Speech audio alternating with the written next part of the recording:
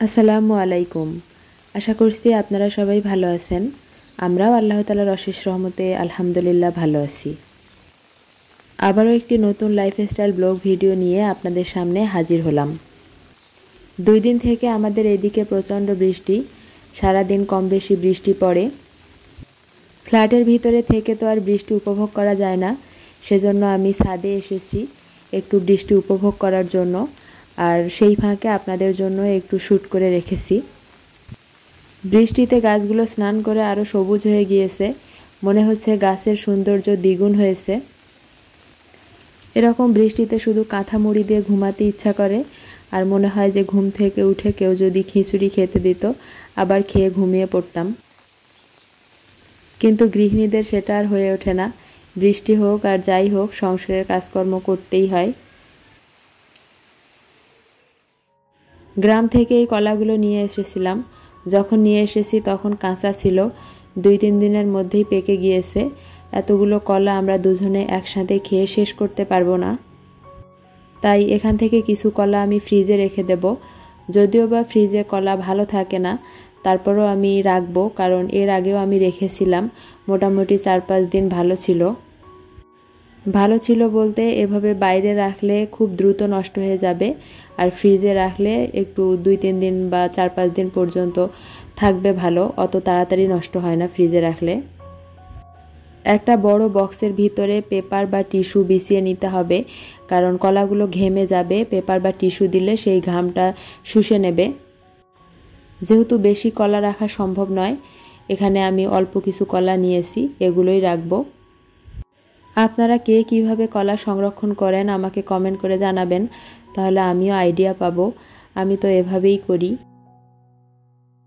এতগুলো কলা ধরবে না মনে হয়, সেজন্য 2টা কলা আবার এখান থেকে আমি নামিয়ে রাখলাম। উপর দিয়ে আবারও টিস্যু বা পেপার দিতে হবে, যাতে করে উপরের ঘামটাও শুষে নিতে পারে। বাসায় সদস্য সংখ্যা কম থাকলে এরকমই হয়, যে কোনো খাবার ফ্রিজে না রাখলে উপায় থাকে না, কারণ বাইরে রেখে অতগুলো খাবার তো আর তাড়াতাড়ি শেষ করা সম্ভব নয়। ফ্রিজে রাখলেও খাবারের স্বাদ নষ্ট হয়ে যায়, কিন্তু উপায় নেই, বাধ্য হয়ে ফ্রিজে রাখতেই হয়। এই কলাগুলো নর্মাল ফ্রিজে রেখে দেব, মোটামুটি 4-5 দিন পরে খাবো, আর বাইরে যেগুলো আছে সেগুলো আগে খেয়ে শেষ করে ফেলবো। আজকের ভিডিওটি আমি বিকেল থেকেই শুরু করেছিলাম। বিকেলে নাস্তার জন্য এখানে ছোলা সিদ্ধ করেছি, আর কাঁচামরিচ, পেঁয়াজ, মুড়ি আর চানাচুর দিয়ে মাখাবো। এরকম বৃষ্টির দিনে বিকেলে মুড়ি মাখা খেতে ভালোই লাগে। আমার কাছে তো ভালো লাগে, আপনাদের কার কাছে কেমন লাগে জানি না। কয়েকদিন থেকে খুব ব্যস্ততার মাঝে আমার সময়গুলো কাটছে। আপনারা জানেন যে আমি নতুন করে আম নিয়ে বিজনেস শুরু করেছি। যদিও বা আমের ব্যবসা আমাদের কাছে নতুন নয়, আমাদের যেহেতু নিজস্ব বাগান, আমরা অনেক আগ থেকেই এই কাজটা করে আসতেছি। আমি কখনোই অনলাইনে আম বিক্রি করিনি এর আগে, আমার ছোট ভাই করতো। এবার আমি সাহস করে বিজনেসটা শুরু করেছি, আর আপনাদের সহযোগিতায় ভালোই সাড়া পাচ্ছি আলহামদুলিল্লাহ। আপনারা আমাকে সাপোর্ট করেছেন বিধায় কিন্তু আমার চ্যানেলটা এত বড় হয়েছে, আর আপনারা এখনও আমাকে সহযোগিতা করছেন জন্যই আমি আমগুলো সেল করতে পারছি আপনাদের কাছে। এই হচ্ছে আমাদের নিজস্ব হাড়িভাঙ্গা আমের বাগান। এই বাগান থেকেই আমরা আপনাদেরকে আম সরবরাহ করে থাকি। বাগান থেকে আম ছিঁড়ে সরাসরি বাগানের পাশেই এভাবে আপনাদের জন্য প্যাকেজিং করা হয় আমগুলো। প্লাস্টিকের ক্যারেটে করে কাঁচা আম খুব সুন্দরভাবে প্যাকেজিং করে আমরা সারা দেশে ডেলিভারি দিয়ে থাকি। যেহেতু আমরা কাঁচা আম ডেলিভারি দিয়ে থাকি, তাই আম নষ্ট হওয়ার কোনো সম্ভাবনা নেই। বাজারে এত আম থাকতে আপনারা কেন আমাদের কাছ থেকে আম কিনবেন? তার একটাই কারণ, আমরা বাগান থেকে ফ্রেশ ফরমালিন মুক্ত আমটাই আপনাদের কাছে সরবরাহ করি। আমাদের বাগানের আমগুলো শতভাগ কেমিক্যাল মুক্ত। আপনারা বাচ্চা এবং বয়স্কদের নিশ্চিন্তে আমাদের আমগুলো খাওয়াতে পারেন। আম সম্পর্কে সকল তথ্য জানতে স্ক্রিনে দেওয়া নাম্বারে যোগাযোগ করুন। আপনাদের ভাইয়ার জন্য এই স্যান্ডেলগুলো আমি কয়েকদিন আগে কিনে এনে রেখেছিলাম, সব সময় রাফ ইউজ করার জন্য। তো ওর পায়ে এখন ট্রায়াল দিয়ে দেখতেছি যে মাপ ঠিক আছে কিনা। বর্ষাকালে এই জুতাগুলো রাফ ইউজ করার জন্য অনেক ভালো, কারণ পানিতে ভিজলেও কোনো সমস্যা নেই। এখন রাতের খাবারের আয়োজন করছি। একটু পোলায় চাল দিয়ে গরুর মাংস দিয়ে ভুনা খিচুড়ি করব। এখানে চাল পরিষ্কার করে রেখেছি। তারপর প্রেসার কুকারে পেঁয়াজ ব্রেস্তা করে নিচ্ছি। অল্প কিছু গরম মশলা দিয়ে দিলাম, সাদা এলাচ, কালো এলাচ, লং, দারচিনি, তেজপাতা, আর দিয়ে দিলাম আদা বাটা, রসুন বাটা, শুকনো মরিচের গুঁড়া, হলুদের গুঁড়া।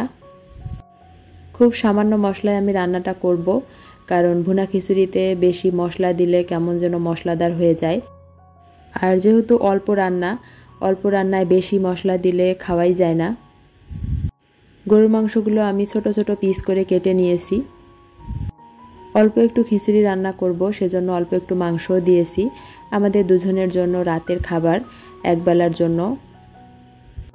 মাংসগুলো মশলার সঙ্গে একটু কষিয়ে নিয়ে তারপর পরিমাণ মতো পানি দিয়ে এখন প্রেসারের মুখটা বন্ধ করে দেব। প্রেসার কুকারে খিচুড়ি রান্না করা অনেক সহজ, মোটামুটি 20 মিনিটের মধ্যেই রান্না হয়ে যায়। চলে আসলাম মাংস সিদ্ধ হওয়ার পর একটু কষিয়ে নিয়েছি। এখন পরিমাণ মতো পানি দিয়ে দিলাম। এই জায়গায় আমি একটা ভুল করে ফেলেছি, গরম পানি দেয়া লাগতো, কিন্তু আমার একটু মনে ছিল না, যার কারণে পরবর্তীতে আমার খিচুড়িটা ঝরঝরে হয়নি, একটু আঠা আঠা হয়েছে। আগে থেকে সিদ্ধ করে রাখা একটু ছোলা দিয়েছি। আমার ফ্রিজে সবসময় ছোলা আমি সিদ্ধ করে রেখে দেই। চাল আর মসুর ডাল ভিজিয়ে আমি ধুয়ে পরিষ্কার করে রেখেছিলাম, সেগুলো দিয়ে দিলাম, কাঁচামরিচ দিয়ে দিলাম। এখন প্রেসার কুকারের ঢাকনা আটকিয়ে দেব।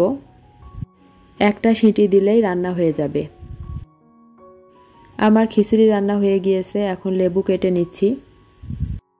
শুধুই খিচুড়ি রান্না করলাম, খিচুড়ির সঙ্গে আর কিছুই রান্না করার সময় হয়নি, কারণ সারাদিনে অনেক কল আসে, সেগুলো রিসিভ করা লাগে, আবার তারা টাকা পাঠায়, সেগুলো চেক করা লাগে, তাদের অ্যাড্রেস নোট করে নেওয়া লাগে, তারপর তাদের বিভিন্ন মেসেজের উত্তর দেওয়া লাগে।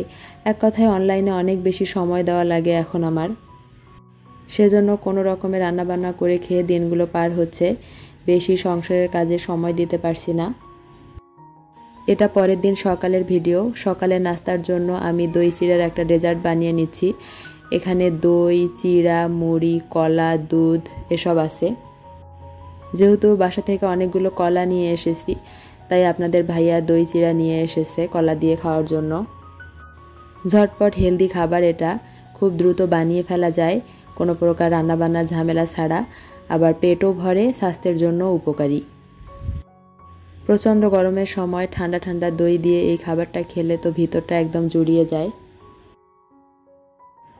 সকালে নাস্তা করার পর আপনাদের ভাইয়া বাজারে গিয়েছিল মাছ নিয়ে আসার জন্য।